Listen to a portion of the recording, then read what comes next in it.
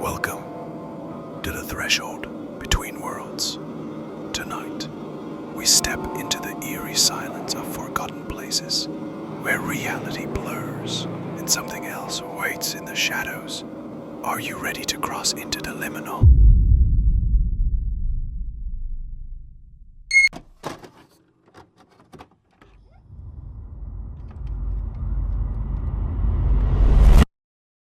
Story number 1, The Between Places. Lay down, relax, and get ready to dive into the world of the liminal. As told by Marcus Chen, recorded interview, October 13th, 2023. I don't sleep well anymore. Haven't for 3 years now, not since what happened in that mall. People always ask me why I won't go shopping, why I avoid large buildings, why I get that look in my eyes when we pass construction sites or abandoned places. They think it's PTSD from my time overseas, and I let them think that. It's easier than the truth. The truth is that some places aren't meant for people. Some places exist in the cracks between what we understand as real and something else entirely lives there. It was March 2021. The world was still strange then, half empty because of the pandemic.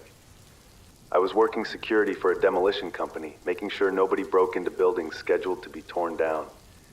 Easy money, boring work, or so I thought. The Eastbrook Mall had been dead for 2 years by then. Not dead like other malls that still had a few stores limping along, but truly dead. Every storefront was grated shut. The fountain in the center court had been drained and filled with construction debris, and most of the ceiling tiles had fallen or been removed. The place echoed with every footstep, every breath. My job was simple: walk the perimeter at sunset, check that all the entrances were secure, then make 3 rounds through the night, 11 p.m., 2 a.m., and 5 a.m. I'd done it for dozens of other buildings, nothing to it. The first night was normal, empty, echoing, but normal. The second night I noticed the sounds. Not unusual sounds exactly. Old buildings make noise as they settle, as temperature changes, as small animals move through the walls. But these sounds had a pattern to them. Footsteps that matched my pace, stopping when I stopped. The distant sound of Muzak playing, even though the power to the mall's sound system had been cut months ago. I told myself it was echoes, acoustics playing tricks in the vast empty space. The human brain isn't designed for places like that, dead places that should be full of life. It fills in the gaps with phantom sounds, false patterns. By the third night, I knew I was lying to myself. I was making my 2 a.m. round, walking through what used to be the food court, when I saw the light. Not electric light, a soft, phosphorescent glow coming from the old Spencer's store. The metal grate was down, padlocked, but light was seeping through the gaps. I should have called it in, should have reported possible squatters or vandals. Instead, I found myself walking toward it, my flashlight beam trembling slightly. The Muzak was louder now. I could make out the melody, something generic and cheerful, the kind of song that plays in elevators and doctors' offices. But underneath it was another sound, like static, or like voices whispering just below the threshold of hearing. I pressed my face to the grate and peered into the store. It wasn't empty. The shelves were stocked. Novelty t-shirts hung from displays, poster boards showed images of bands and movies, and the familiar Spencer's neon signs buzzed with electric life. But everything was wrong. The colors were too bright, too saturated, like looking at the world through an Instagram filter cranked to maximum. And the merchandise. The t-shirts bore slogans I couldn't quite read, words that seemed to shift when I wasn't looking directly at them. The posters showed faces that looked almost familiar.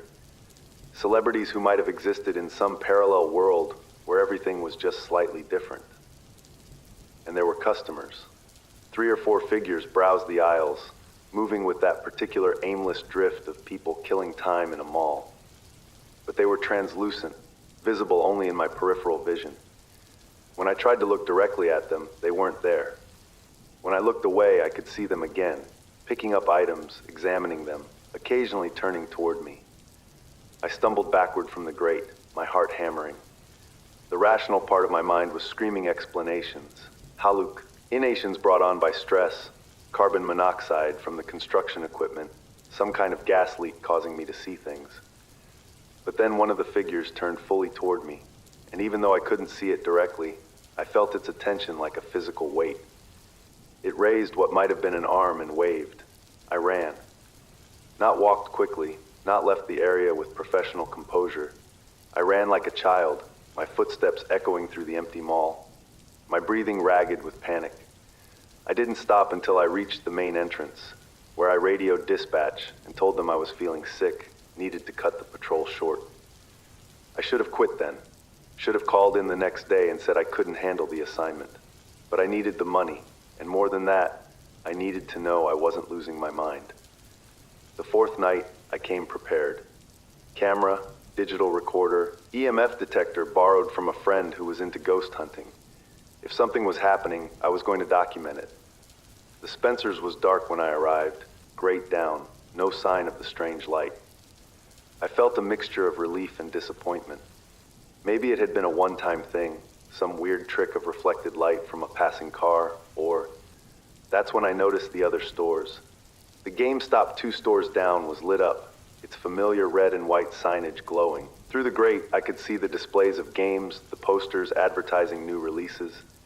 But like Spencer's the night before, everything was wrong. The game titles were almost right, but not quite. Familiar franchises with names that were just slightly off. Cover art that looked like it belonged to games that had never been made. And there were customers there too. The same translucent figures moving through the store, picking up game cases, examining them with that peculiar intensity of dedicated gamers. My hands shaking, I raised the camera and took pictures. The flash illuminated the grate, the empty store beyond. When I reviewed the images on the camera's LCD screen, I saw nothing but darkness beyond the metal barrier. But I could still see the light with my naked eyes, still see the figures moving inside. I moved to the next store. Bath & Body Works was open for business, its signature scent somehow reaching me through the sealed grate. The eternal twilight of the mall seemed brighter here, more welcoming, more alive. That's when I understood what I was seeing. The mall wasn't empty. It was full of the ghost of what it used to be.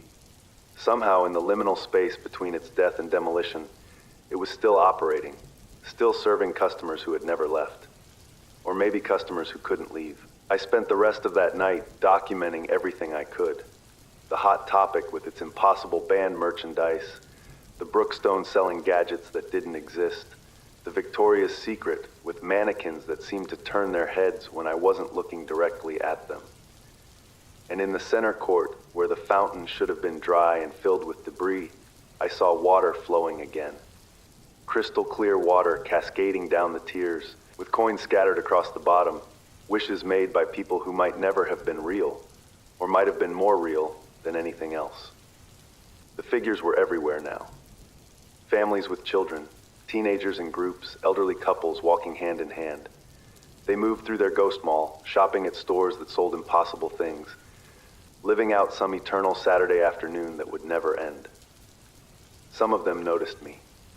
They would turn in my direction, or what I thought was my direction, and stare with faces I couldn't quite see. A few waved. One, a teenager in what looked like early 2000s fashion, pressed her face to the grate of the jewelry store and seemed to mouth words at me. I couldn't make out what she was saying, but her expression was urgent, almost pleading. By the time my 5 a.m. round came, I was exhausted and terrified, but I had to see if it was still happening. The mall felt different as dawn approached. The phantom lights were dimmer, the figures less distinct. By sunrise, everything was back to normal. Empty stores, broken fountain, the oppressive silence of a dead place. I submitted my report without mentioning anything unusual. Checked the perimeter, all secure. No incidents. But I kept the photos, even though they showed nothing. Kept the audio recordings of my own nervous breathing and the distant sound of muzak that shouldn't have existed. The fifth night, I made a mistake. I tried to interact with them. The Spencer's was active again, and the same translucent figures were browsing the impossible merchandise. The teenager who had tried to communicate with me before was there, and when she saw me approaching the grate, she became more solid, more real. I could see her face now, pale, young, with the kind of heavy eyeliner that was popular in the early 2000s. She wore a band t-shirt for a group I'd never heard of, but somehow felt like I should know. She pressed both hands against the grate from inside and mouthed something at me. This time, I could make it out. Help us. Without thinking, I reached out and touched the grate where her hands were. The metal was warm, almost hot, and for a moment I felt something like fingertips touching mine through the barrier. The mall changed. The lights became brighter, more real. The muzak swelled, becoming less distorted, more welcoming, and the grate under my hands became less solid, more permeable. I was being pulled in, not physically. I never moved from my spot outside the store, but something inside me was being drawn through the metal barrier into the impossible space beyond. I could feel myself becoming translucent, becoming part of whatever sustained this phantom mall. The teenager smiled at me, her face becoming clearer, more detailed. Behind her, the other figures turned toward me with expressions of welcome and terrible hunger. That's when I understood. They weren't trapped here. They were feeding here. The mall, in its liminal state between life and death, had become something that consumed the living, adding them to its eternal population of phantom shoppers, and I was about to become one of them. I yanked my hands back from the grate with every ounce of will I possessed. The sensation of being pulled apart was agonizing, like tearing off a part of myself that had already begun to merge with the space beyond. The teenager's smile turned to a snarl of rage and disappointment, her face becoming distorted, inhuman. The other figures converged on the grate, pressing against it from the inside, their forms becoming more solid and more terrible. Not shoppers, predators. Things that wore the shape of people but had never been human at all. I ran again, but this time they followed. Not physically, but I could feel them pursuing me through the mall, their presence pressing against the barriers between their space and mine. Store after store lit up as I passed, their phantom inhabitants pressing against the grates, reaching through impossible gaps, trying to grab hold of me. The muzak became a howling cacophony, the cheerful melodies warping into something discordant and threatening. The mall itself seemed to shift around me, corridors stretching longer than they should, exits moving further away. But I had one advantage. I was still alive, still real, still anchored to the world outside. The things in the stores were powerful in their liminal space, but they couldn't fully breach into reality. Not yet. I made it to the main entrance as the sun was rising, and as dawnlight flooded through the dirty glass doors, the pursuing presence fell back. The lights in the stores dimmed and went out. The muzak faded to nothing. I sat in my car for an hour, shaking, before I could trust myself to drive home. I never went back to that mall. I called in sick for the remaining nights of the assignment, and eventually told my supervisor I couldn't handle the location. He understood. A lot of security guards had trouble with the dead mall contracts. Something about the emptiness, the sense of failure and abandonment got to people. If he only knew. The mall was demolished 3 months later. I watched the news coverage from home, hoping to see something, some sign that the things inside had been destroyed with the building, or released, or sent back to wherever they came from. But I knew better. Things like that don't die when their physical anchor is destroyed. They just find new places to manifest, new liminal spaces to inhabit. Dead malls, abandoned hospitals, empty office buildings waiting for demolition, construction sites after the workers have gone home, parking garages in the small hours of the night, any place that exists in the space between what was and what will be. I still work security, but I'm careful about my assignments now. I avoid the empty places, the in-between places. I stick to active buildings with real people, real life, real energy flowing through them. Because I learned something in that mall that I wish I could forget. The world is full of spaces that aren't quite real and aren't quite not real. And in those spaces, things wait. Things that look like people, that mimic human behavior and human desire, but are something else entirely. They're patient. They're hungry. And they're always looking for someone real to join their endless, meaningless shopping trip through the ghost of what used to be. Sometimes, late at night, I still hear the muzak, faint and distant, playing somewhere just out of sight. And I know that somewhere, in some liminal space between here and there, between real and unreal, the Phantom Mall is still open for business, still waiting for customers who will never leave. End of interview. Marcus Chen declined to participate in any follow-up sessions and requested that his real name not be used if this account is published. The Eastbrook Mall was demolished in June 2021. City records show no unusual incidents during the demolition process. Story number 2, the night shift. Statement of Sarah Martinez, former psychiatric nurse, recorded December 2nd, 2024. I used to believe that the worst thing about working in a psychiatric hospital was the patients. The screaming, the violence, the unpredictability. I was wrong. The worst thing is what happens when the patients go quiet. Millbrook State Hospital closed its doors in 1987 after decades of scandals and budget cuts. But in 2019, a private company bought the property and converted part of it into a specialized care facility for treatment-resistant psychiatric patients. They kept the original name, hired desperate staff like me who needed the money, and opened quietly with minimal oversight. I should have known something was wrong when they offered me triple my previous salary to work the night shift. Should have asked why the turnover rate was so high, why they were always hiring, why the day staff looked at us night workers with a mixture of pity and relief. But I needed the job.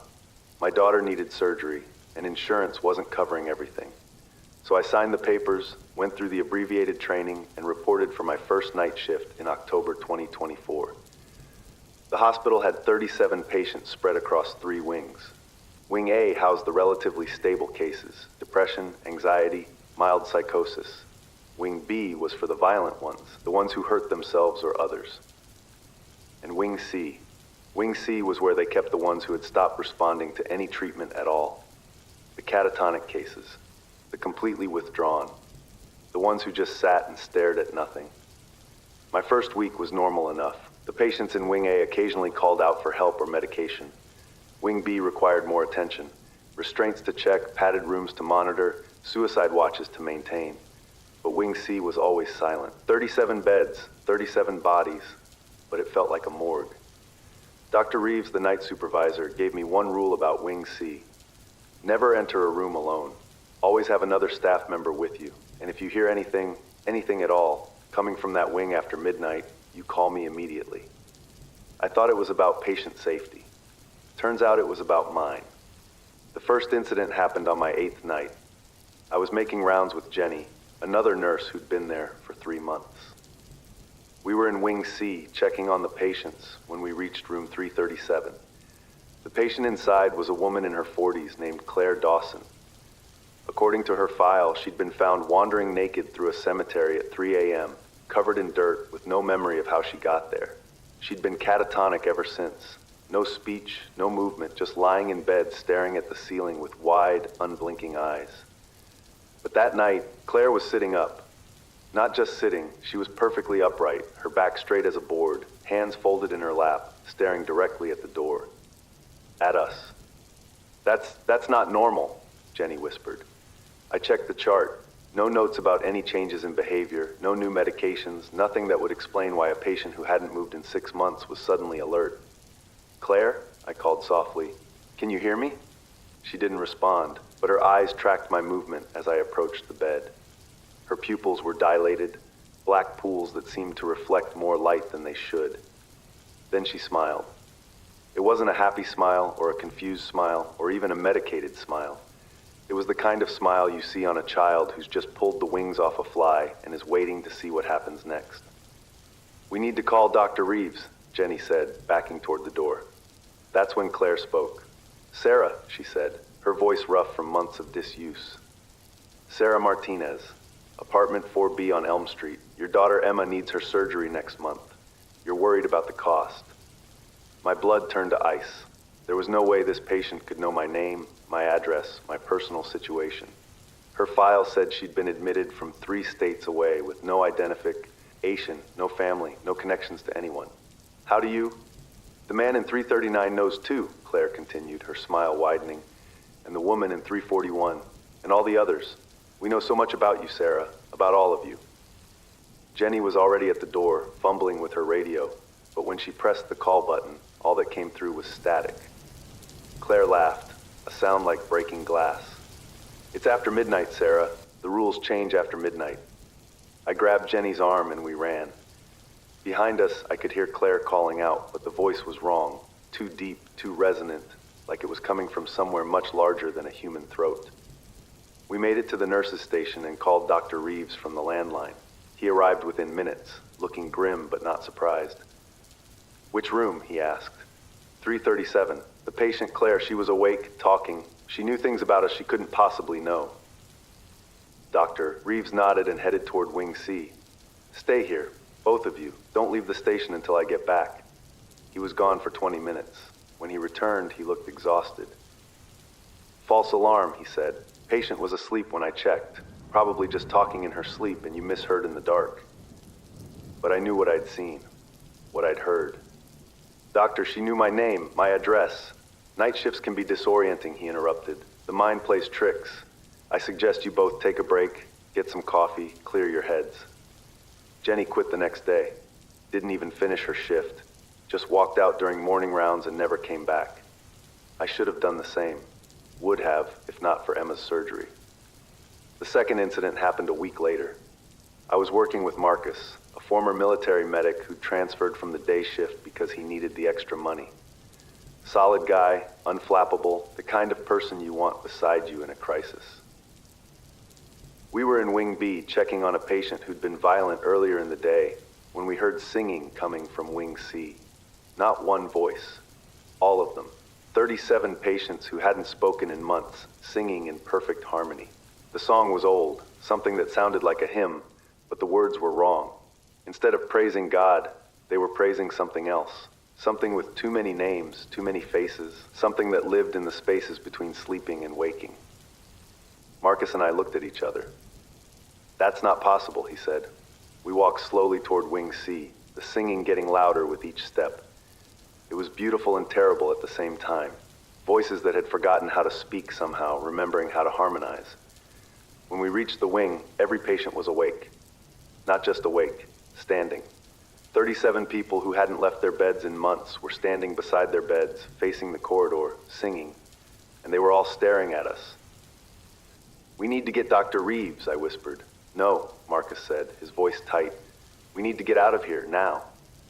But as we turned to leave, the singing stopped. In the sudden silence, I could hear something else. Footsteps. Bare feet on linoleum, moving in perfect synchronization. They were following us. I didn't look back. Couldn't look back. But I could hear them. 37 sets of feet moving as one, staying exactly the same distance behind us as we hurried toward the exit. The footsteps stopped when we reached the nurse's station. When I finally turned around, the corridor was empty. Dr. Reeves found us there an hour later, both of us staring at the hallway, afraid to look away. "Problem?" he asked. "The patients in Wing C," Marcus said. They were all awake, standing, singing. Doctor, Reeves checked his watch. "It's 12:47 a.m., past midnight. Sometimes the medication makes them restless." "Doctor, they were singing together. They followed us down the hall." "Auditory hallucinations aren't uncommon in high-stress environments," he replied.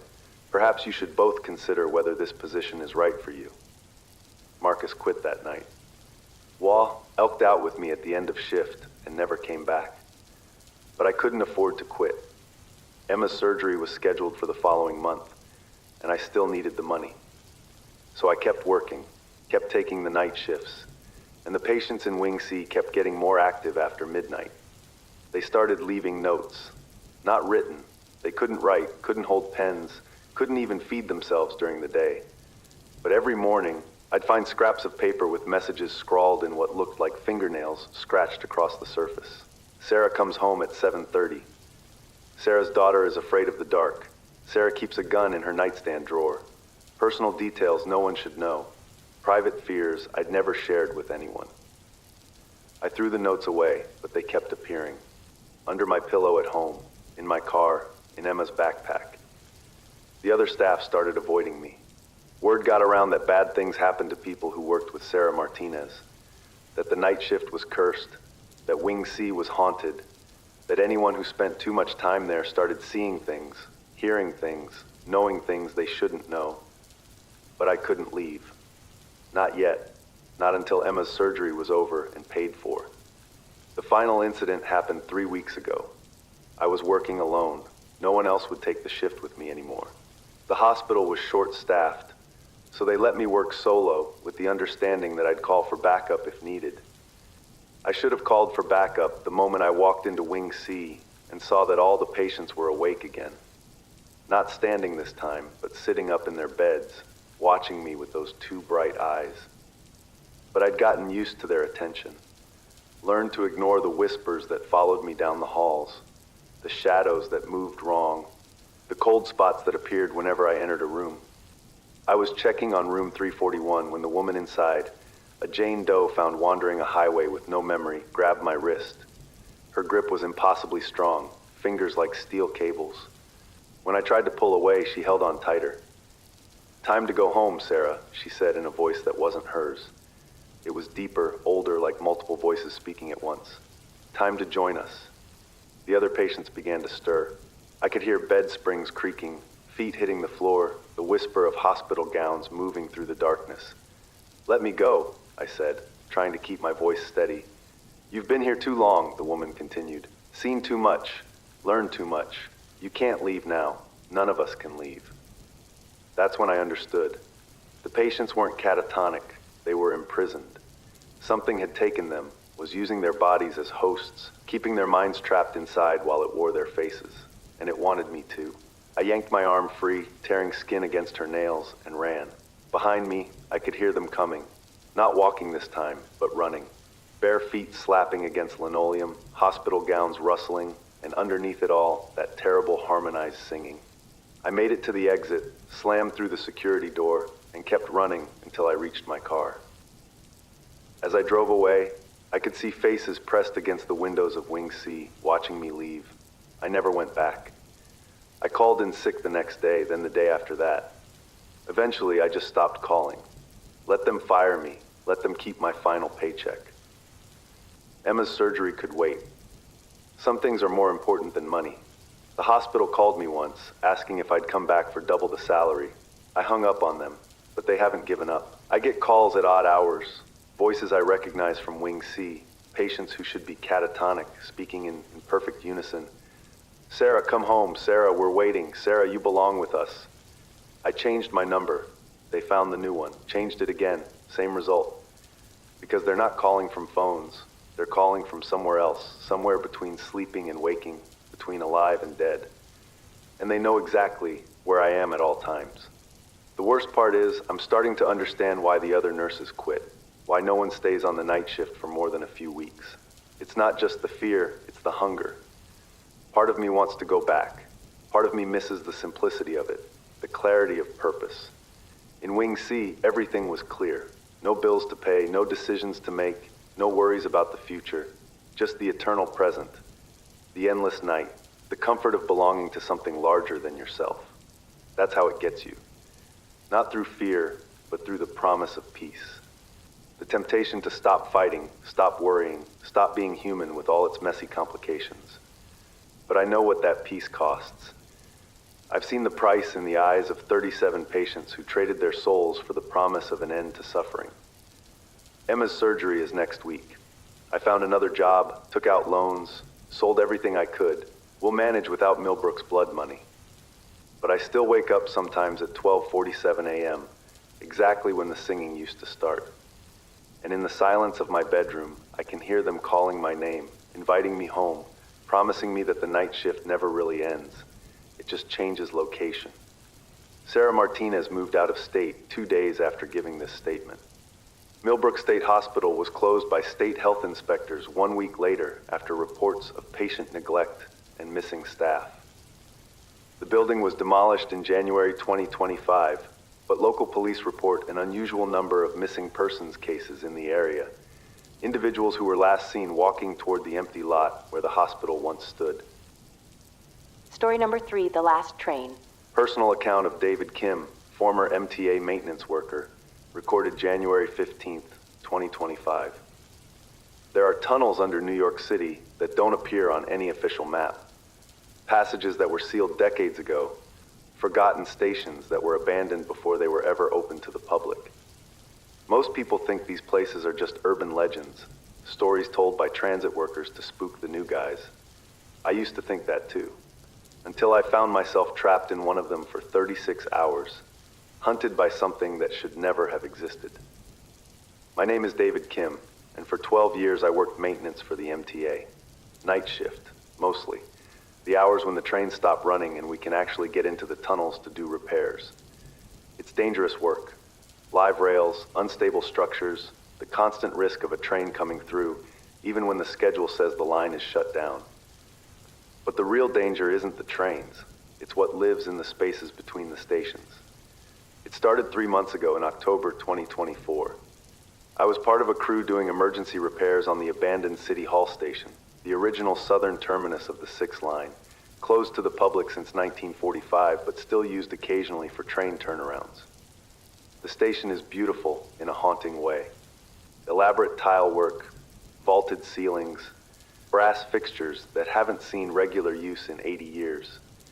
It's like a museum piece, preserved in the darkness beneath the city. We were working on a section of track when my partner, Tony Castellanos, found the breach.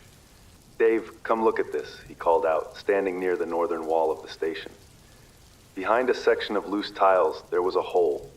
Not a crack or a small opening, a deliberate passage, maybe 4 feet wide and 6 feet tall, leading into darkness. "That's not on the blueprints," I said, pulling out my phone to check the schematics we'd been given. "None of this is on the blueprints," Tony replied. "Look at this." He was right. The tunnel extended beyond the official boundaries of the City Hall station, continuing north into what should have been solid earth. According to our maps, there was nothing there but foundation and utility lines. "Probably a maintenance access from the old days," I suggested.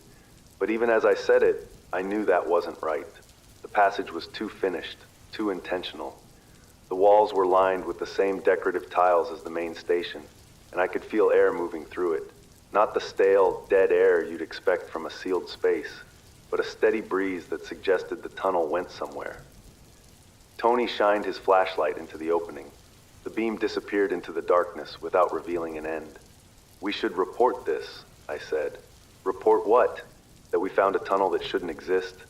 They'll think we're losing it." He had a point. The MTA didn't like complications, especially ones that involved deviations from official records. Workers who reported irregularities had a way of finding themselves transferred to less desirable assignments. "Let's just check it out real quick," Tony said. "See where it goes. If it's just a dead end or connects to a known service tunnel, no harm done." I should have said no, should have insisted we mark it and move on with our assigned work. But curiosity won out over caution, the way it always does in stories like this. We entered the tunnel. The first 100 feet were normal enough. The same tile work as the station, the same brass fixtures, though these hadn't been maintained and were green with decades of oxidation. Our footsteps echoed strangely in the narrow space, creating harmonics that made it sound like more people were walking than just the two of us. Then we reached the first station. It wasn't on any map I'd ever seen. A small platform, maybe a quarter the size of City Hall, with a simple sign reading "Worth Staint" in the old MTA font. But Worth Street was blocks away from where we should have been, and there had never been a Worth station on the 6th line. "This is impossible," I muttered, checking my phone's GPS. No signal, which wasn't unusual underground, but my compass was spinning wildly, unable to find magnetic north. "Look at this," Tony said, examining a posted schedule on the platform wall. The paper was yellowed and brittle, but readable. It showed train times for lines that didn't exist. The 11 line, the 13 line, the X line. All of them with destinations I'd never heard of. Purgatory Heights, Bone Garden, the Screaming Platform. "Someone's idea of a joke," I said, but my voice sounded uncertain even to me. That's when we heard the train, a distant rumble, growing closer. The familiar sound of wheels on rails, the high whine of electric motors. But it was coming from deeper in the tunnel, from the direction we hadn't explored yet. "We need to get out of here," I said. "If there's an active line down here, we could get killed." But Tony was already moving toward the platform edge, looking down the tracks toward the approaching sound. "I want to see this," he said. "I want to see what kind of train runs through a station that doesn't exist." The sound grew louder. The platform began to vibrate slightly, the way subway platforms do when a train is approaching. In the distance, I could see a light growing brighter. But something was wrong with the light. It wasn't the clean white of modern subway car headlights, or even the yellow of older trains. It was red, deep, bloody red, like the light from a darkroom lamp. "Tony, we need to go, now." He didn't move, couldn't move, it seemed. He stood at the platform edge, staring down the tunnel at the approaching red light, his body tense with anticipation. The train emerged from the darkness. It was an old model, something from the 1940s or 1950s, but perfectly maintained. The cars were painted deep black with red trim, and the windows were dark from the inside, as if they'd been painted over or covered with thick cloth. But I could see shapes moving behind them, silhouettes of passengers who seemed to be pressing against the glass, trying to see out. The train slowed as it approached the platform, its brakes releasing steam that shouldn't have existed on an electric line. When it stopped, the doors didn't open immediately. For a long moment, there was just silence, broken only by the sound of Tony's heavy breathing and my own racing heartbeat. Then the doors slid open with a pneumatic hiss. The cars were full of passengers, but they were all wrong. Men and women in clothing from different eras, some in 1940s business suits, others in 1960s dresses, a few in more modern clothes, but always slightly off, as if they'd been dressed by someone who had only heard descriptions of contemporary fashion. They all turned to look at us as the doors opened, every single one of them. Their faces were pale, almost gray, and their eyes reflected the red light from the train's headlamps like mirrors. One of them, a woman in a nurse's uniform from what looked like the 1950s, stepped onto the platform. "All aboard," she said in a voice that sounded like it was coming from the bottom of a well.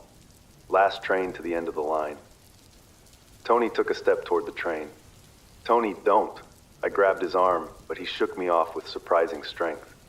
"I have to," he said, his voice dreamy and distant. "I have to see where it goes." The nurse smiled, revealing teeth that were too white, too sharp. "Everyone has to see where it goes eventually. The question is whether you go now, while there's still room, or later, when the cars are full." More passengers were stepping onto the platform now. A businessman with a briefcase that seemed to be leaking something dark. A child in a school uniform whose face was turned at an impossible angle. An elderly man whose shadow moved independently of his body. I backed away from the train, pulling Tony with me, but he was fighting against my grip. "The fare," the nurse said, approachy, eng us. "Everyone pays the fare." "What fare?" I asked, though I didn't really want to know. "Something you can't get back," she replied. "Something that makes you one of us." That's when I understood. The passengers on the train weren't traveling somewhere. They were the something that was traveling. They were part of the train itself, part of whatever dark purpose it served in the tunnels beneath the city. And it wanted Tony to join them. I did the only thing I could think of. I tackled Tony, knocking him away from the train and toward the tunnel entrance we'd come from. We both went down hard, Tony's head hitting the platform with a sound that made me sick. The passengers hissed in unison, not like people, but like air escaping from a punctured tire. The red lights on the train began to pulse faster, and I could hear something like machinery starting up, gears and pistons that shouldn't have existed on an electric train. I dragged Tony to his feet. He was dazed but conscious, blood trickling from a cut on his forehead. "Run," I told him. "We have to run." Behind us, the train's whistle screamed. Not the familiar sound of a subway horn, but something organic and anguished, like a human voice stretched beyond recognition. We ran. The tunnel seemed longer on the way back, the distance to the City Hall station stretching impossibly. Our flashlight beams flickered and dimmed, as if the batteries were draining faster than they should. And behind us, always behind us, we could hear the train. Not moving, trains can't travel through tunnels that small, but somehow following, its presence pushing through the narrow passage like water through a pipe, bringing the red light and the smell of ozone and something else, something rotten. We made it back to the City Hall station just as our lights died completely. In the darkness, I could hear Tony breathing heavily beside me, and further away, the sound of the train retreating into the depths. "We can't tell anyone about this," Tony said once we'd climbed back onto the main platform and our radios were working again. "They'll think we're crazy." I agreed. We filed our report on the wall repair, marked the job as complete, and never mentioned the tunnel. But the tunnel wasn't done with us. 3 days later, Tony didn't show up for work. His supervisor called his apartment, but there was no answer. They sent someone to check on him and found the door unlocked, the apartment empty. No signs of struggle, no indication of where he'd gone. His wallet and keys were still on the kitchen counter. The only unusual thing was a subway token on his pillow. Not a Metro card, an actual token, the kind they stopped using in 2003. It was made of some metal I didn't recognize, dark and heavy, with symbols instead of letters. I knew where Tony had gone. For weeks, I tried to forget about the tunnel, to convince myself it had been some kind of shared hallucination brought on by carbon monoxide or stress, or just the general weirdness of working underground. But I kept thinking about those passengers, their gray faces and mirror eyes, and the way they'd looked at Tony like they recognized him, like they'd been waiting for him. A month later, I went back. Not officially. I took vacation time and entered the system through a maintenance access in Brooklyn, working my way through service tunnels until I reached the City Hall station. The breach in the wall was still there, though someone had tried to cover it with a piece of plywood that had already warped and fallen away. I brought better equipment this time. Professional-grade flashlights, backup batteries, a GPS beacon that would work even underground, and a camera to document what I found. The tunnel was exactly as I remembered it, right down to the yellowed schedule on the Worth Street platform. But there were changes too. New posters on the walls, advertising services that didn't exist, direct service to your deepest fears, and all aboard the Midnight Express, no, return ticket required. And there were more stations now. Not just Worth Street, but others. Regret Junction, Lost Hope Terminal, the end of everything local. I walked for hours, documenting each station, each impossible connection in the network that shouldn't exist. The tunnel system was vast, branching and reconnecting, a complete transportation network serving destinations that existed only in nightmares. And everywhere I went, I could feel the train, not see it or hear it, but sense it moving through other parts of the system, carrying its cargo of passengers to places they would never return from. I was photographing the Sorrow Central station when I heard footsteps on the platform behind me. Tony. He looked exactly the same as the day he'd disappeared, except for his eyes. They were reflective now, mirror bright, and his skin had that same gray pallor as the other passengers. "I wondered when you'd come back," he said, his voice carrying that same hollow quality as the nurses had. "Tony, what happened to you? Everyone's been looking." "I found where the train goes," he interrupted. "It's beautiful, Dave, peaceful. No more worries, no more pain, no more wondering what comes next. Just the journey, forever and ever." He stepped closer and I could see that his shadow was wrong, moving a half second behind his actual movements. "You should come with me," he continued. "The train has room for one more passenger. It always has room for one more." "I can't. I have a family, a life." "You have fear," Tony corrected. "Fear of dying, fear of being alone, fear of all the things that make life painful. The train takes all of that away. You just have to pay the fare." "What's the fare, Tony?" He smiled, and his teeth were too white, too sharp. "Your ability to leave." I ran again, through the tunnel system, past the impossible stations, while behind me Tony called out in that hollow voice, inviting me to join him on a journey that would never end. I made it back to the surface, just as the sun was rising, covered in sweat and tunnel grime, my camera full of images that would probably look like nothing but darkness and shadows to anyone else. But I had proof. I had evidence that there were things moving under the city that weren't supposed to exist, serving passengers who had paid a fare they couldn't afford. I quit the MTA the next day, told them I was taking a job in another city, moving away from New York entirely. But I didn't move. I couldn't move. Because someone has to watch the tunnels. Someone has to make sure that whatever lives down there doesn't find new ways to reach the surface. Every night, I walk through the subway system during the hours when the trains don't run, listening for the sound of wheels on tracks that shouldn't exist, watching for red lights in tunnels that aren't on any map. And sometimes, in the deepest parts of the night, I hear Tony calling my name from the darkness between stations, inviting me to take the last train to the end of the line. I haven't gotten on yet, but every night, the temptation gets a little stronger. Every night, the idea of paying the fare and joining the other passengers seems a little more appealing. Because Tony was right about one thing. Life is full of fear and pain and uncertainty. And there's something seductive about the promise of a journey where none of that matters anymore. But I've seen where that train goes. I've seen the passengers it carries, the hollow-eyed people who traded their humanity for the promise of peace. And I know that some journeys don't have destinations.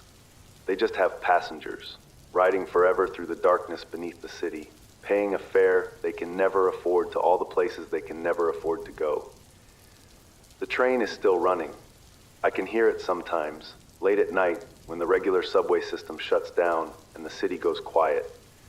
Moving through tunnels that don't exist on any map, carrying passengers to stations that have names, serving a route that ends where hope goes to die. And every night it's looking for new passengers. Every night it's waiting for someone to pay the fare. David Kim has been missing since January 16, 2025, one day after giving this statement. MTA records show no employee by that name in their current or former staff lists. Searches of the abandoned City Hall station have found no evidence of any unauthorized tunnels or passages. However, several subway workers have reported hearing train sounds in sections of the system that are supposed to be closed, and an unusual number of people have gone missing near subway entrances in the past 3 months.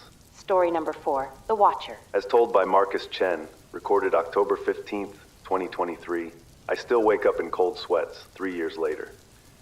The doctors say it's PTSD from the wilderness trauma, but they don't understand.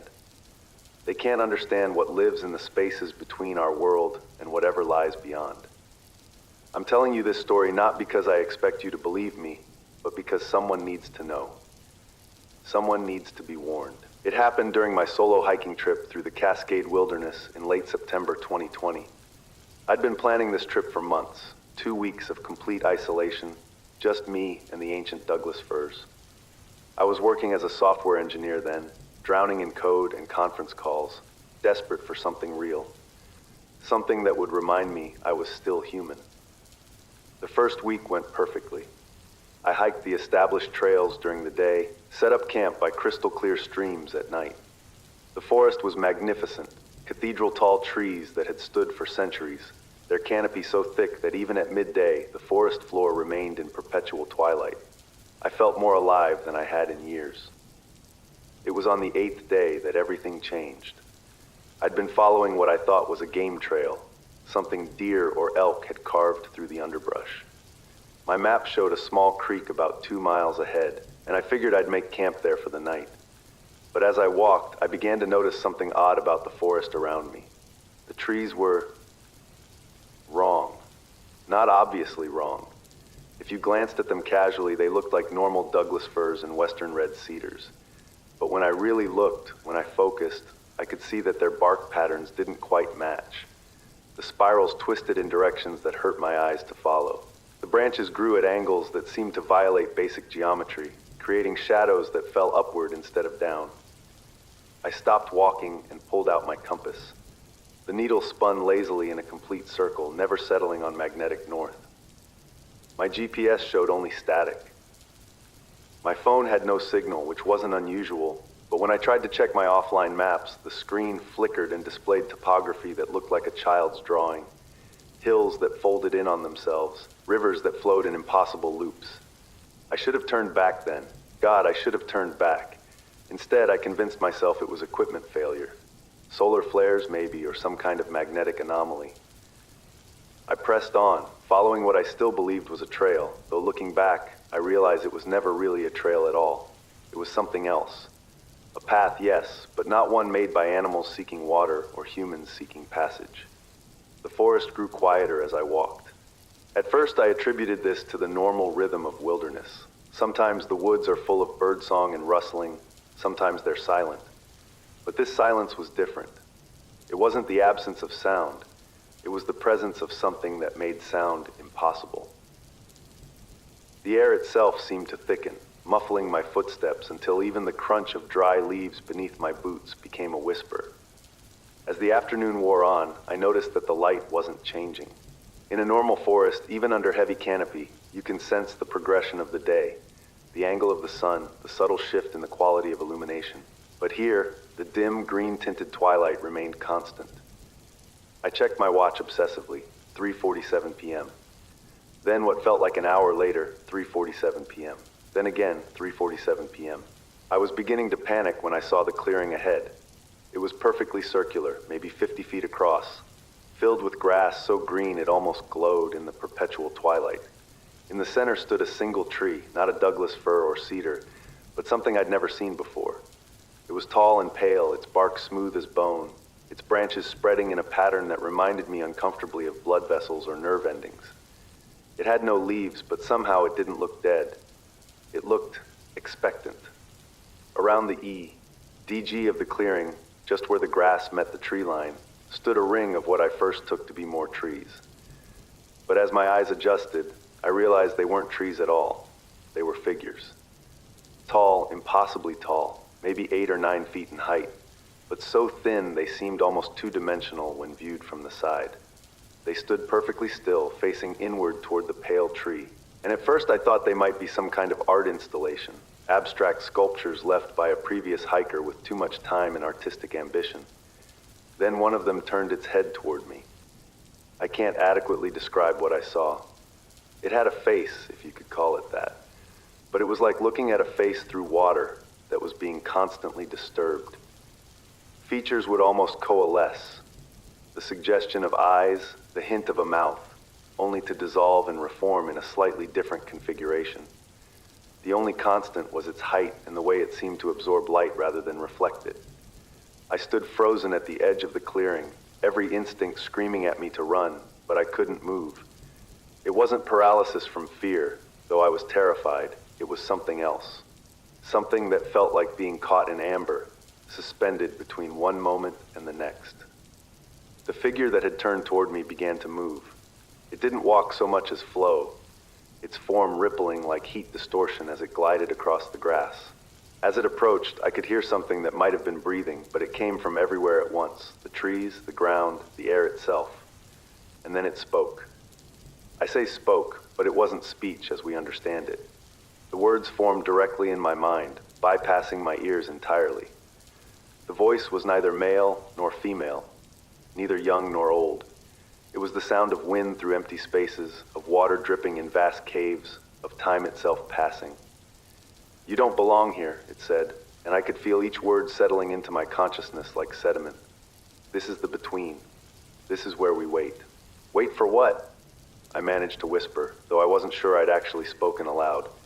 "For the barriers to weaken, for the paths to align, for your kind to wander far enough from the light." Around the clearing, the other figures had begun to turn toward me as well. There were dozens of them, I realized. Maybe hundreds. They stood in perfect silence, their not-quite faces rippling with something that might have been hunger. "You taste of the real world," the first figure continued, and now it was close enough that I could feel a coldness radiating from it, a chill that seemed to seep into my bones. "It has been so long since we have tasted reality." I tried to step backward, but my feet wouldn't obey. The grass beneath me felt soft, too soft, like I was sinking into something that only resembled earth. Looking down, I saw that the green blades were beginning to curl around my boots, growing with impossible speed, trying to root me in place. That's when I noticed my shadow. In the strange, directionless light of the clearing, I should have cast no shadow at all. But there it was, dark and sharp against the luminous grass, except it wasn't moving with me. As I struggled against the grasping vegetation, my shadow remained perfectly still. And it was wrong. My shadow was too tall, too thin, its limbs stretched and distorted until it looked almost like them. "Yes," the figure said, and I could hear amusement in its non-voice. "You begin to understand. You have been walking the between for hours now. Time moves differently here. Reality is negotiable." I looked at my hands and saw with horror that they were becoming translucent. I could see the bones beneath the skin, could see the grass through my fingers.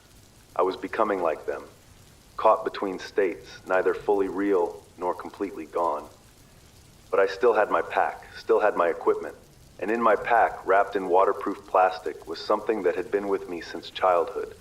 A small LED flashlight my grandfather had given me, powered by a hand crank. He'd been in the war, had spent time in places where reliable light meant the difference between life and death. Never trust batteries, he'd always said, but you can always trust your own two hands. With fingers that were rapidly becoming more suggestion than substance, I fumbled for the flashlight. The figures around the clearing sensed what I was doing and began to move, flowing toward me like smoke given form. The grass rose higher, wrapping around my legs, pulling me down toward whatever lay beneath. "There is no light here," the first figure said, and now there was something like panic in its voice. "Light cannot exist in the between. Light is certainty, and we are the place of doubt." I found the flashlight and cranked the handle. Once, twice, 3 times, the small dynamo whirred, charging the LED. Around me, the figures had stopped moving. They stood perfectly still, as if waiting. I pressed the button. The light that emerged wasn't the clean white beam I expected. It was harsh and yellow, throwing stark shadows that seemed to cut through the perpetual twilight like blades. The moment it touched the nearest figure, the creature let out a sound I'll never forget, like wind through broken glass, like the cry of something that had never learned how to properly exist. The figure began to dissolve, its form coming apart like smoke in a strong breeze. Where the light touched the grass around my feet, the grasping blades released their hold and withered to brown. The clearing itself seemed to flicker, as if it couldn't decide whether it was real or not. I kept cranking the flashlight and stumbled backward, away from the pale tree and its ring of watchers. The figures reached for me with elongated limbs that stretched like taffy, but they couldn't seem to touch the sphere of light around me. I could hear them calling, not with voices, but with something deeper. A sound like longing, like hunger, like the sadness of things that exist only in the spaces between certainty. "You cannot leave," they cried. "No one leaves the between. We have been here so long, waiting, watching, becoming less real with each passing moment. You cannot abandon us to this nothing."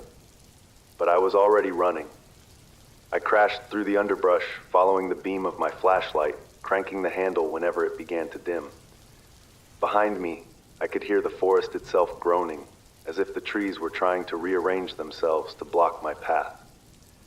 Branches reached for me with deliberate intent, roots erupted from the ground to trip me, and more than once I saw other figures standing just beyond the reach of my light. Taller ones, smaller ones, some that barely held together enough to be called figures at all. I ran for what felt like hours. My watch still read 3:47 p.m., but I could feel time beginning to unstick around me. The light of my flashlight seemed to carve a tunnel through the between, creating a small pocket of reality I could follow back toward the world I knew.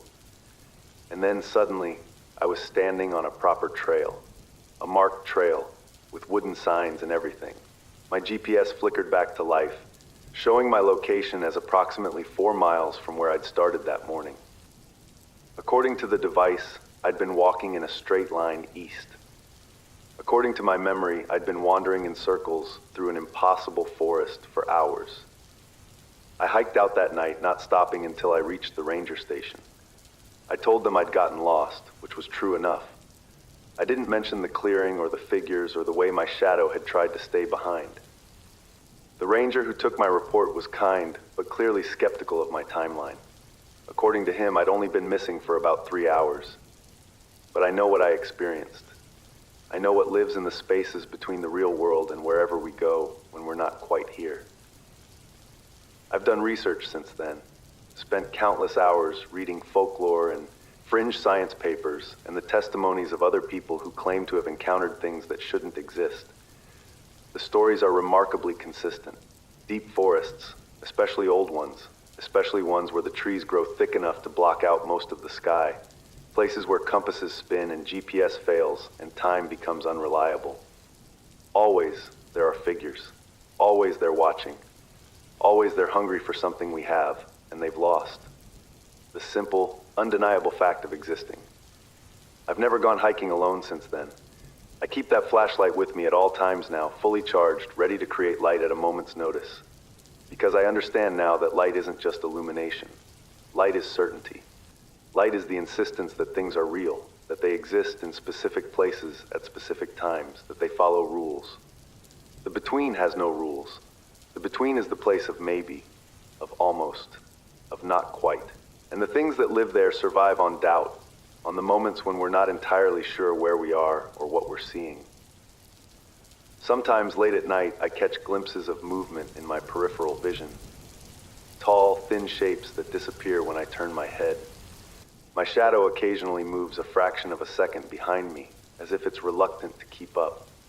And sometimes, when I'm walking through any patch of woods, even in broad daylight, even on well-marked trails, I hear that sound like wind through broken glass, calling me back to the clearing where the pale tree stands. They're still waiting there. I know they are, still watching, still hoping for someone to wander far enough from certainty to join them in their endless vigil. The Forest Service has no record of any circular clearing in that part of the Cascade Wilderness. My GPS data from that day shows an unbroken line of normal movement along established trails. But I know what I saw. I know what I escaped. And I know that somewhere, in the space between the real world and whatever lies beyond it, there's a place where figures that are almost human stand around a tree that is almost alive, waiting for travelers who venture almost too far from the light. The mystery remains unsolved because some mysteries aren't meant to be solved.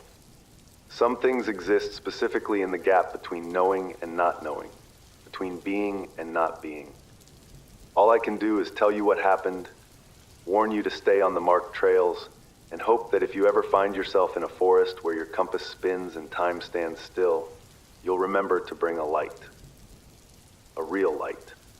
Not the artificial glow of your phone screen or the uncertain flicker of batteries, but something you can power with your own hands, your own certainty, your own insistence that you exist and belong in the real world. Because the between is always there, just at the edge of perception, waiting for us to doubt ourselves enough to step across the threshold. And once you've seen it, once you've walked its paths and heard its inhabitants calling your name, you never really leave it behind. You just learn to live with one foot in each world, never quite certain which one is more real.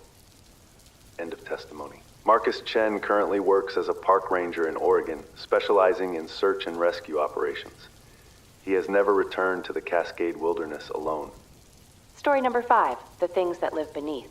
As recorded by Sarah Martinez, December 3rd, 2023. I haven't lived in a house with a basement since it happened. 4 years now, and I still wake up sometimes thinking I can hear that sound. The slow, deliberate scraping of something moving in the dark spaces beneath my feet. My therapist says it's phantom noise, like how amputees feel phantom limbs. But she's never been down there. She's never seen what lives in the spaces between our world and the Foundation. This was back in 2019, when I was house-sitting for my Aunt Margaret in her old Victorian home in Salem, Oregon. She'd broken her hip and needed to stay with my cousin in California for 3 months while she recovered. The house had been in our family since the 1940s. 3 stories of creaking wood and settling bones, surrounded by maple trees that scraped against the windows when the wind blew. I was between jobs then, freelancing as a graphic designer and struggling to make rent on my Portland apartment. House sitting seemed like a godsend. Free place to stay, just had to water the plants and collect the mail. What Aunt Margaret didn't mention, what she'd never mentioned in all my 32 years of knowing her, was why she never used the basement. The house had a beautiful kitchen, hardwood floors throughout, and a reading nook that caught the morning sun perfectly. But the basement door, tucked away in a narrow hallway between the kitchen and the back stairs, was always locked. When I asked about it during my first week there, she just waved her hand dismissively. "Nothing down there but old junk and spiders," she'd said. "Foundation's sound, but it's not worth going down. Key's in the junk drawer if you really need it. But honestly, dear, you're better off pretending it doesn't exist." I should have listened to her. But after 2 weeks of living there, my curiosity got the better of me. I was working late one night designing a logo for a local coffee shop when I heard something from below. Not the normal sounds of an old house settling, those I'd grown used to. This was different, rhythmic, deliberate, like someone walking back and forth across a wooden floor, but with a strange dragging quality, as if they were pulling something heavy behind them. I muted my laptop and listened. The sound continued for maybe 10 minutes, then stopped abruptly, leaving only the familiar creaks and sighs of the house around me. I told myself it was probably pipes or the heating system, but something about the rhythm bothered me. It was too regular, too purposeful. The next morning, I found the key in the junk drawer, an old brass skeleton key that looked like it belonged in a Gothic novel. I held it in my palm, feeling its weight, and realized I was going to go down there whether it was wise or not. The door opened with a groan that seemed to echo through the house. Beyond it, wooden stairs descended into darkness that the hallway light couldn't penetrate. I flicked the light switch next to the door, but nothing happened. Either the bulb was burned out, or there was no electricity running down there at all. I got my phone's flashlight and started down the stairs. The basement was larger than I'd expected, stretching under most of the house's footprint. The ceiling was low, maybe 7 feet at its highest point, supported by thick wooden beams that disappeared into shadows my phone light couldn't reach. The floor was poured concrete, cracked with age, and the walls were rough stone foundation blocks that wept moisture despite the dry autumn weather. But what struck me most was how clean it was. Aunt Margaret had said it was full of junk and spiders, but the basement was completely empty. Not just tidy, empty. No storage boxes, no old furniture, no forgotten Christmas decorations or childhood keepsakes. Just bare concrete floor and stone walls and that damp underground smell that made me think of graves. I was about to head back upstairs when I noticed the marks on the floor. They re-wear patterns in the concrete, like the kind you see in old buildings where thousands of people have walked the same path over decades. But these patterns were strange. They formed a rough circle in the center of the basement, maybe 12 feet across. And within that circle were other marks, parallel lines that ran back and forth as if something had been dragged repeatedly across the same path. I knelt down and ran my fingers along one of the grooves. It was deep, worn smooth by whatever had made it. And it was warm to the touch, which didn't make sense. The rest of the basement was cold, the kind of deep chill that seeps into old foundations. But these worn paths held heat like they'd been recently used. That's when I heard the sound again. It was coming from somewhere deeper in the basement, beyond the reach of my phone's light. The same rhythmic dragging I'd heard the night before, but now I was close enough to identify it. Footsteps. Someone or something walking in slow, measured paces, but with each step accompanied by that scraping drag, as if one leg was injured or malformed. I stood up quickly, my heart hammering, and swept my phone light toward the source of the sound. The beam revealed more basement than I'd initially realized. What I'd taken for the far wall was actually a support beam, and beyond it the space continued, vanishing into darkness that seemed to swallow light entirely. The footsteps stopped. In the sudden silence, I could hear my own breathing, unnaturally loud in the enclosed space. I should have run then, should have gone back upstairs, locked the door, and never thought about the basement again. Instead, I took a step toward the darkness. "Hello," I called out, my voice thin and uncertain. "Is someone down here?" No response. But in the silence that followed, I became aware of something else. A sound so subtle I might have been imagining it. Breathing, not my own, but something else. Something slow and deliberate and coming from multiple directions at once. I held my phone higher, pushing its light as far as possible into the basement's depths. The beam revealed more support beams, more empty space, more of those strange wear patterns on the floor, and something else. Shapes, standing just at the edge of the light's reach. They were human-sized but wrong somehow, their proportions stretched and distorted like reflections in funhouse mirrors. Tall and impossibly thin, with limbs that seemed too long for their bodies. They stood perfectly still, and in the poor light, I couldn't make out any details of their faces or clothing. They could have been mannequins or sculptures, except for one thing. They were breathing. I could see the subtle rise and fall of their chests, could hear the soft whisper of air moving in and out of what might have been lungs. And as I watched, frozen with terror, one of them took a step forward. The sound it made was exactly what I'd been hearing. A normal footstep followed by that dragging scrape, as if one of its legs ended not in a foot, but in something that had to be pulled across the concrete.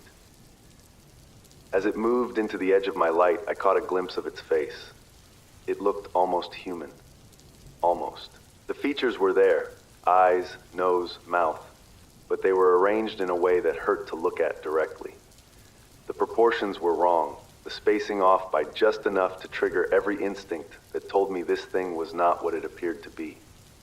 Its skin had a waxy, translucent quality, and beneath it I could see dark shapes that might have been veins or might have been something else entirely.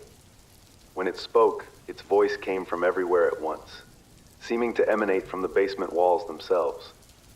"You shouldn't be here," it said, and the words felt like ice water in my veins. "This is our time, our space, the deep hours when the house forgets what it is." Behind it I could see more shapes moving, stepping forward into the dim periphery of my light. Dozens of them, all with that same wrong proportioned appearance, all making that distinctive drag step sound as they moved.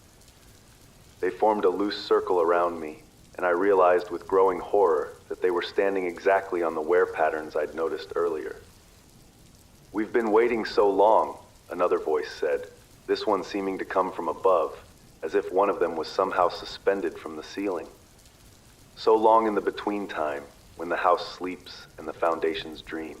We've worn these paths smooth with our walking, our endless walking, waiting for someone to join us." I tried to back toward the stairs, but my legs felt like lead. The air in the basement had grown thick, viscous, like breathing through honey. Each breath was an effort, and the darkness beyond my phone's light seemed to be pressing in, making the space feel smaller and smaller. "What are you?" I managed to whisper. "We are what lives beneath," the first figure said, and now it was close enough that I could see its eyes. Pale, milky things that reflected my phone's light like a cat's. "We are what was here before the house, what will remain after it falls. We are the dreams of foundations and the memories of basements and the things that move in the spaces between floors." One of them reached out with an arm that seemed to stretch impossibly long, its fingers extending toward my face. Where it touched the light from my phone, I could see that its hand was wrong. Too many joints, fingers that bent in directions that violated anatomy.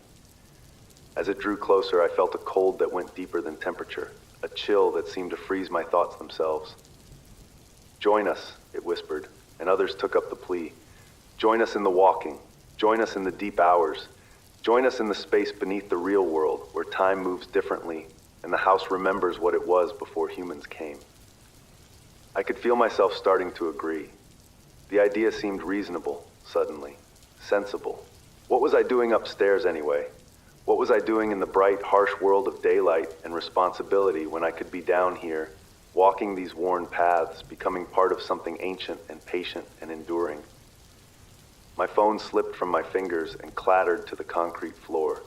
The light bounced and flickered, casting wild shadows that made the figures seem to dance and writhe. In the strobing illumination, I caught glimpses of more of them, dozens, maybe hundreds, filling the basement spaces I hadn't even known existed. That's when I remembered something Aunt Margaret had told me, almost in passing. "House has good bones," she'd said. "Built on a solid foundation, nothing but bedrock down there, deep as they could dig." But if the basement was built on bedrock, why could I feel vibrations through the floor? Why did it sound like there were spaces beneath us, vast hollow areas where these things could gather and wait? The realization hit me like a physical blow. This wasn't the basement. This was something else.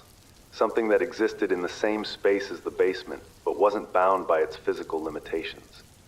I was in the between place, the liminal space that existed beneath the normal world, where the foundations of reality were thin enough for other things to seep through. With that understanding came a desperate surge of clarity. I lunged for my phone, snatching it up from the concrete. The figures around me moved to stop me, but they seemed constrained by something. Maybe the need to stay on their worn paths, maybe some rule that governed their existence in this space. I turned and ran for the stairs, taking them 3 at a time. Behind me, I could hear them calling, their voices mixing into a chorus of longing and anger. The stairs seemed longer than they had been, stretching upward into darkness that my phone light couldn't penetrate. For a terrifying moment, I thought I might be trapped, doomed to climb forever while those things waited below. Then I saw the door, still open, till showing the blessed normalcy of Aunt Margaret's hallway beyond. I threw myself through it and slammed it shut behind me, turning the key in the lock with shaking hands. I stood there for a long time, my back pressed against the door, listening. At first there was silence. Then faintly I heard them again. The drag step rhythm of their walking, the whisper of their voices, the sound of things that live beneath, returning to their endless patrol of worn paths in spaces that shouldn't exist. I packed my things that night and drove back to Portland.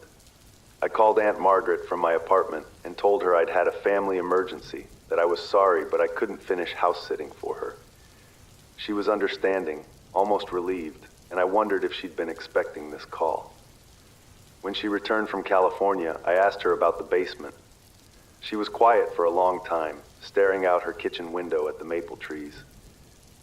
Some houses have more foundation than they should, she finally said. More basement than was ever built. The Victorians, they knew things we've forgotten. They built their houses to sit lightly on the earth, to let the deep things have their space without interference. How long have you known? I asked. Since I was 7, she said.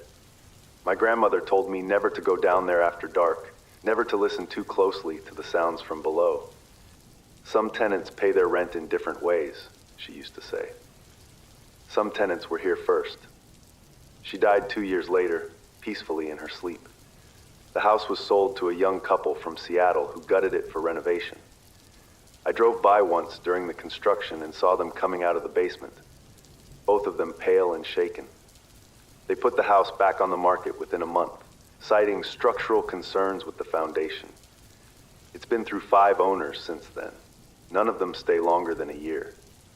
I've done research since then, trying to understand what I experienced. There are stories, scattered through local history and folklore, of houses that sit on thin places, spots where the boundary between our world and somewhere else has worn away. The things that live in those spaces aren't malicious, exactly. They're just displaced, caught between existence and non-existence, walking their paths in the deep hours when reality grows soft. Sometimes I wonder if I left something of myself down there, in that space beneath the basement. I feel hollowed out in a way I can't explain, as if part of me is still walking those worn paths with the tall, wrong figures in their endless patrol. I live in a second-floor apartment now, nothing but empty air beneath my feet. But sometimes in the deep hours of the night, I hear it. That slow, rhythmic drag step sound coming from directions that don't exist. The mystery remains unsolved because some mysteries aren't meant to be solved. They're meant to be lived with, carefully, at a respectful distance. All I can tell you is this. If you ever find yourself in an old house with a basement door that's always locked, maybe leave it that way. Some spaces are better left unexplored. And if you hear walking in the deep hours, walking with that distinctive drag step rhythm, don't follow the sound downstairs, because the things that live beneath are always waiting for new company, and the paths they've worn smooth with decades of walking always have room for one more. End of recording. Sarah Martinez currently lives in a high-rise apartment in downtown Portland and works exclusively with commercial clients on the upper floors of office buildings. She has never owned a house with a basement. Story 6, The Hours Between Sleep. As told by David Kim, recorded January 8th. I haven't slept in complete darkness for 5 years now. There's always a lamp on, always some source of light to anchor me to the waking world. My friends think it's quirky, maybe a little neurotic. They don't know that I've seen what moves in bedrooms during the hours between sleep and waking, in those liminal moments when consciousness becomes negotiable and the familiar geometry of our most private spaces shifts into something else entirely.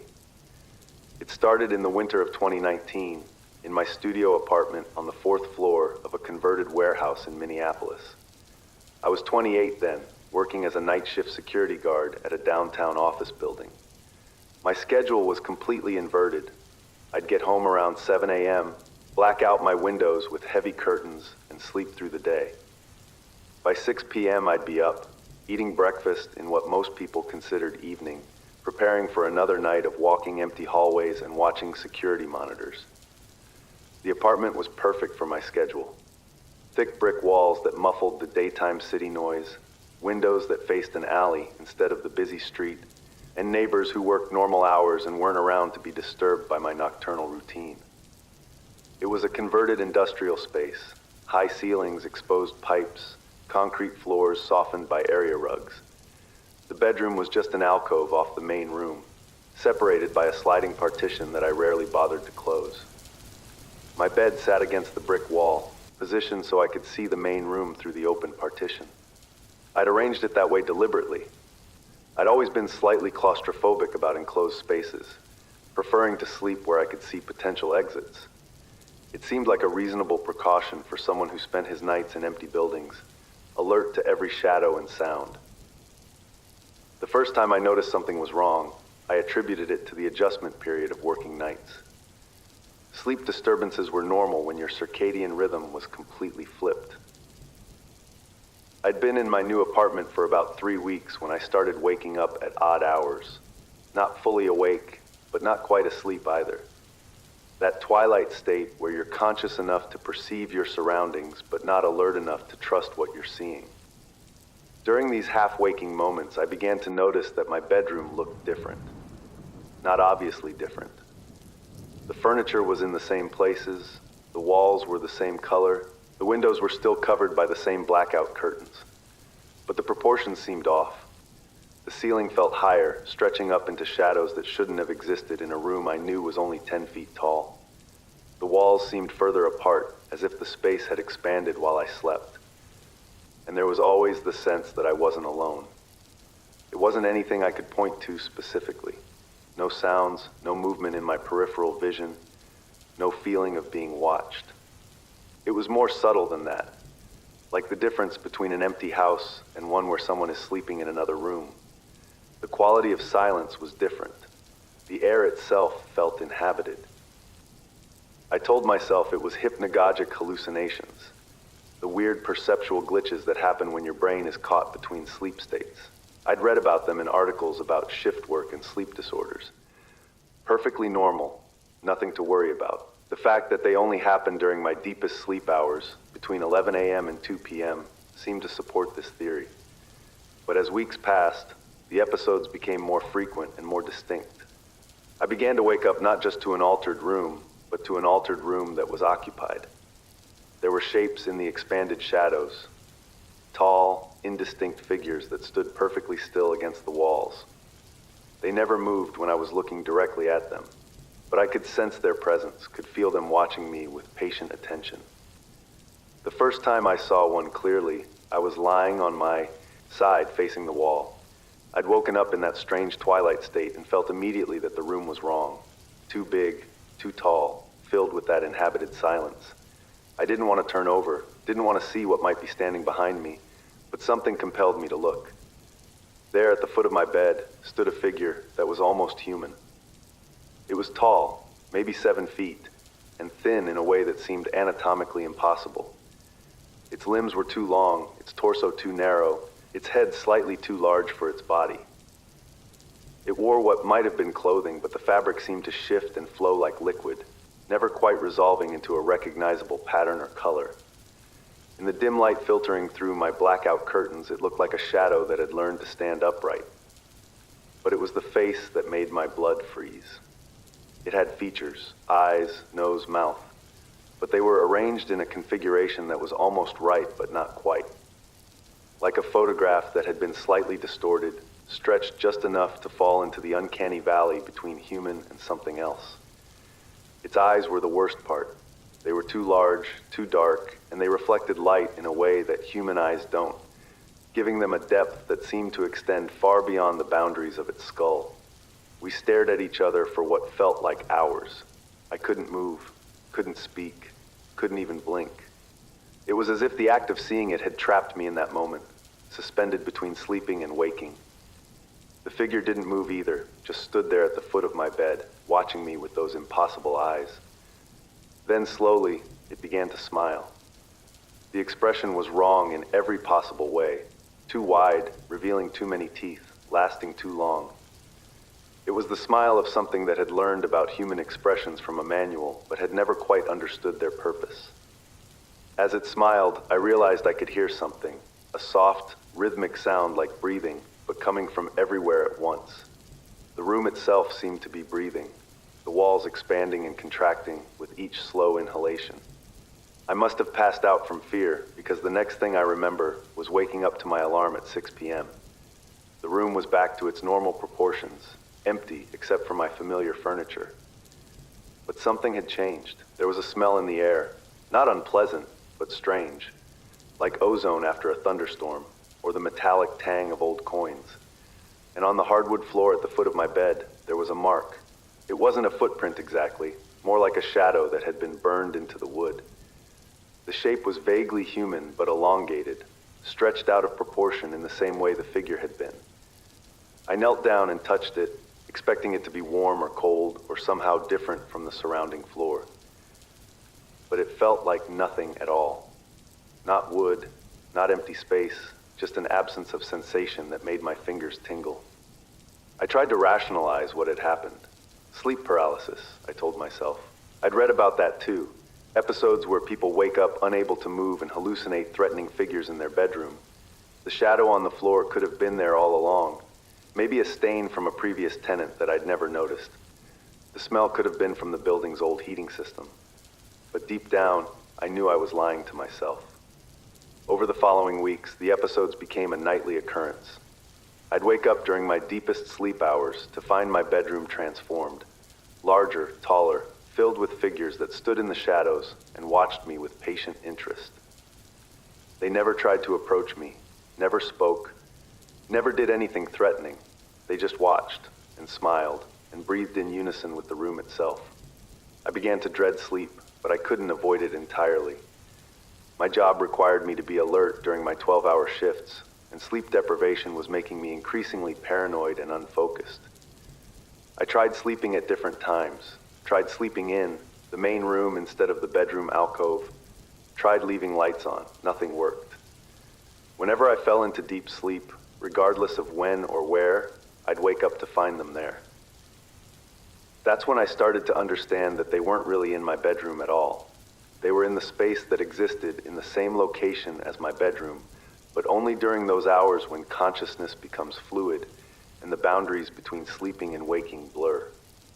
They inhabited the liminal version of my room, the one that existed between states, between night and day, between sleep and awareness. The realization came to me during what turned out to be my last encounter with them. I'd woken up in the familiar altered state to find not just one or two figures, but dozens of them. They filled every available space in the expanded room, standing shoulder to shoulder along the walls, arranged in precise rows like an audience waiting for a performance to begin. And for the first time, one of them spoke. Its voice came from inside my own head, bypassing my ears entirely. The words formed in my consciousness like thoughts I hadn't chosen to think. "You're beginning to understand," it said, and I could feel the others listening, their attention focused on me with laser intensity. "You see us now during the between hours, when your room becomes what it really is." "What do you want?" I managed to whisper, though I wasn't sure if I was speaking aloud or just thinking the words. "We want nothing," another voice said, this one seeming to come from the ceiling above me. "We are simply here. We have always been here, in the spaces between sleep and waking, in the rooms that exist only when consciousness becomes uncertain. Your bedroom is one of many," a third voice added. "Every bedroom, every private space where humans retreat from the world, where they lower their defenses and allow consciousness to drift, these spaces have shadows. We inhabit those shadows." I tried to sit up, but my body wouldn't respond. I was trapped in that state between sleeping and waking, aware but powerless, able to perceive but not to act. "We are not malevolent," the first voice continued. "We do not wish you harm. We are simply observers." We watch the between times, the moments when your kind is most vulnerable, most honest, most purely themselves. But you have been watching us in return, another said, and there was something like amusement in its mental voice. You have been seeing us during the hours when we thought ourselves unobserved. This is unprecedented. Around the room, I could sense the figures stirring, their perfect stillness broken by what might have been excitement or concern. The breathing sound grew louder, more urgent, and the walls seemed to pulse with each inhalation. You cannot continue to exist in both states, the first voice said, and now there was something like sadness in it. You cannot be fully awake during the between hours. It disturbs the balance. It makes us visible in ways we were never meant to be. What happens now? I asked. Now you choose, they said in unison, their voices creating a harmony that resonated in my bones. You can return to normal sleep, to dreams that don't remember us, to mornings that don't question what moved in the darkness. Or you can join us in the between times, become an observer of the liminal hours, watch with us as others sleep and wake and drift between states of being. I could feel the choice hanging in the air like a physical thing. Part of me was tempted. There was something seductive about the idea of existing in that expanded space, of watching from the shadows as the world moved through its cycles of consciousness and unconsciousness. But I also understood that it would mean giving up something essential, not just my humanity, but my ability to exist fully in any single state.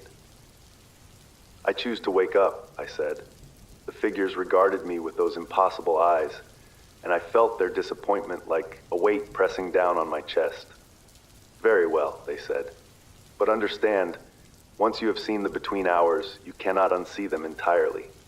Part of you will always exist in that space. Always remember what it felt like to watch from the shadows. You will carry us with you, even as you return to the daylight world. The room began to contract around me, the walls drawing closer together, the ceiling lowering back to its normal height. The figures faded like smoke, their forms becoming indistinct, and then disappearing entirely. But their voices lingered for a moment longer. Sleep carefully, they whispered. Dream lightly, and remember that every bedroom has shadows, and every shadow has eyes. I woke up to my 6 p.m. alarm, back in my normal-sized room with its familiar proportions and empty corners. But I could still smell that ozone scent, still feel the tingling sensation where my fingers had touched the shadow mark on the floor. And I knew, with absolute certainty, that they were still there, just out of phase with my waking consciousness, waiting in the between hours for the next person who would sleep deeply enough to see them. I moved out of that apartment the following week, citing a job change.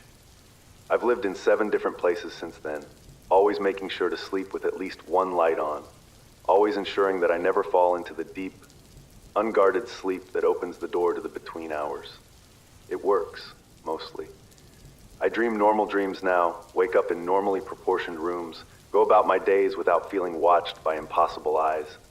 But sometimes, in that moment just before I fall asleep, or just as I'm waking up, I catch a glimpse of movement in my peripheral vision. A figure standing just out of sight, too tall and too thin, waiting patiently for me to lower my guard. And sometimes I wonder if I made the right choice. There's a part of me that's curious about those expanded spaces, those liminal hours when bedrooms become something more than just rooms where we sleep. What do they see during their observations? What do they understand about human consciousness that we ourselves don't realize? But then I remember that smile, too wide, too knowing, too inhuman, and I'm grateful for the warm glow of my bedside lamp, for the certainty of electric light keeping the shadows at bay. The mystery remains unsolved because some mysteries exist specifically in the spaces between certainty and doubt, between sleeping and waking, between the room as it is and the room as it becomes when consciousness drifts away. All I can tell you is this: pay attention to how your bedroom feels in those moments just before sleep takes you. If it seems larger than it should be, if the shadows seem inhabited, if you sense eyes watching from impossible angles, turn on a light. Any light will do. Just enough to anchor yourself to the waking world, to remind the between hours that you belong in the daylight realm of concrete measurements and logical proportions. Because every bedroom has its shadows, And in the deepest hours of sleep, those shadows remember what it's like to have eyes. End of recording. David Kim currently works day shifts as a building security supervisor and maintains a strict sleep schedule with ambient lighting. He has never experienced another episode of between-hour consciousness. And there you have it, another tale from the spaces between what we know and what we fear. The liminal places where reality grows thin and other things seep through the cracks. But before you turn off your lights tonight, before you close your eyes and drift into sleep, ask yourself this: how well do you really know the spaces you inhabit? That basement beneath your feet, that forest trail you walk alone, that bedroom where you lay your head each night. Are you certain you're ever truly alone in them? If you enjoyed this journey into the unknown, make sure to hit that subscribe button and ring the notification bell. Your support helps keep Dreamstall alive, and trust me, you don't want to miss what's lurking in our next story. Share your own encounters with the liminal, the unexplained, the spaces between. Drop them in the comments below. Who knows? Your story might be the next one we explore here at Dreamstall. Until next time, sleep carefully, dream lightly, and remember, the shadows are always watching.